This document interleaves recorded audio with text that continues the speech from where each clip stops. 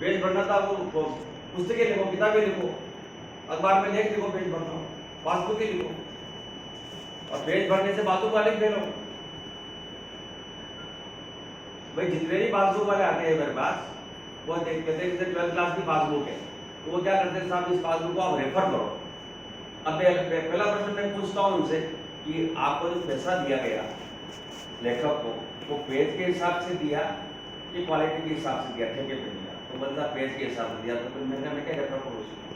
क्योंकि उन्होंने पेज भरने के हिसाब से 1 नंबर का प्रश्न है, उसके अंदर उसमें आधा पेज लिख दिया पासबुक वाले। और बच्चे को 1 नंबर के प्रश्न में 1 या 2 लाइन लिखनी, अब वो आधा पेज याद नहीं कर सकता, वो लिख नहीं सकता। तो लेखक ने अपना काम क्या किया कि उसको तो मैं तो भाई अंधे अंधा खेल दिया, लिखने वाला भी अंधा और जानकार है तो जानबूझ के अंधा बंदा, और लिखवाने वाला भी अंधा।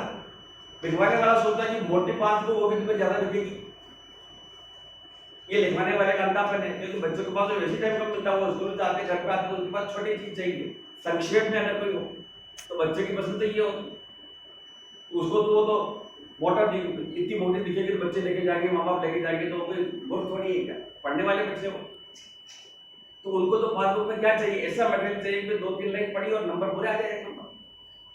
तो वो तो जो पढ़ाने वाला टीचर बता सकता है या जिसको पेज नंबर पेज के हिसाब से पैसे नहीं मिलते हो, वही टीचर लिखेगा भाई 1 लाइन का क्वेश्चन है, केवल कई बार निकल सूत्र लिखने से काम चल जाता है।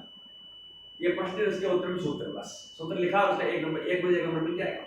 पर पासबुक वाले वो लिखते नहीं थी, फिर बच्चों को 1 वीक सीरीज दूसरी चीजें अनसॉल्व पेपर खरीदने पड़ते थे। तो ये पेज भरने वाली जो मानसिकता होती है कि मोटी चीज दिखेगी, बड़ा दिखेगा तो हमने बहुत बड़ा काम कर दिया है, वो जानकार समझ जाते हैं कि तो तथ्य की बात नहीं थी। वो पढ़ने वाले लोग नहीं होते, वो 10-20 साल शोध करे, उन्होंने कई बच्चों को बाहर निकाल दिया, कई बच्चों को उन्होंने इस प्रकार से कर दिया है कि वो सब जानते हैं कि शोध किया है कि शोध का नाटक किया है। तो इन दोनों में भेद को हमको पता होना चाहिए। तो पहली बात तो ये है कि हमको ईमानदारी से उस विषय को लेकर के और उस विषय के ऊपर अपने को शोध करना है। तो उसमें हमारी मानसिकता पेज भरने वाली नहीं होनी चाहिए, हमारी मानसिकता उसमें अपन निकाल के आ रही होना चाहिए। अब कई बार तो शोधों के अंदर बिना प्रतिशत की ऐसा पाया गया है कि तुम क्या पा रहे और क्या चाह रहे हो। शोध के जो निष्कर्ष होते हैं वो बिल्कुल पिनपॉइंटेड होते हैं। जैसे अभी सर ने लिखी, मुद्रा जी के बताऊं मैं आपको, 74.37% संस्था प्रधानों के अनुसार विद्यालयों के अंदर पुस्तकालय कक्ष उपलब्ध है। ये निष्कर्ष, ठोस निष्कर्ष निकल कर क्या है। अधिकांश वैसे देख करके बता दो, अधिकांश विद्यालयों में ऐसा होता है अपने विचारों को ठोस रहे हो वहां पर, क्या आप शोध कर रहे हो।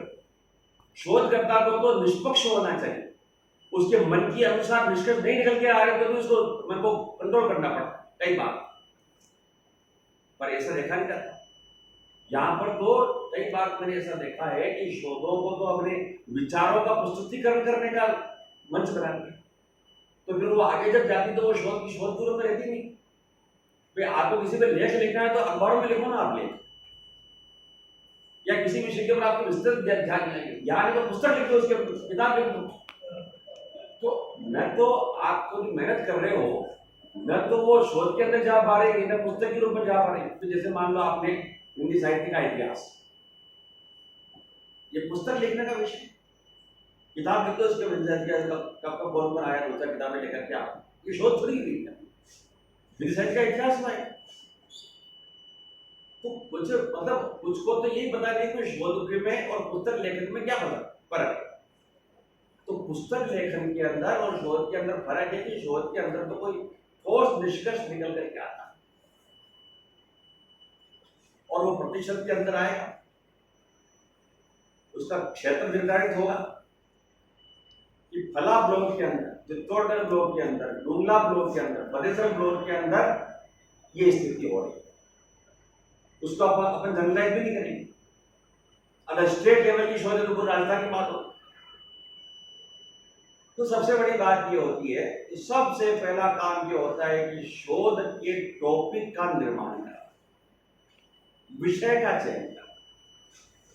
और सबसे बड़ी समस्या ये है कि विषय का चयन करने में ही हमारी आधी शोध हो जाती है और विषय का चयन ही हम सही नहीं कर पाते।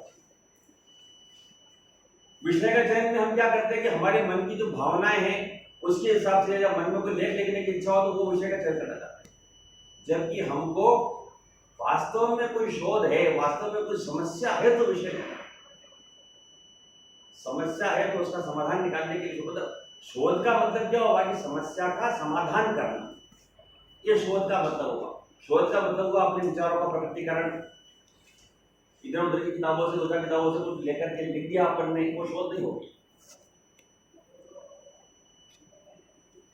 जब ये बात समझ में आ जाती है कि हमको आदरणीय कदम के बारे में पढ़ा रहे हैं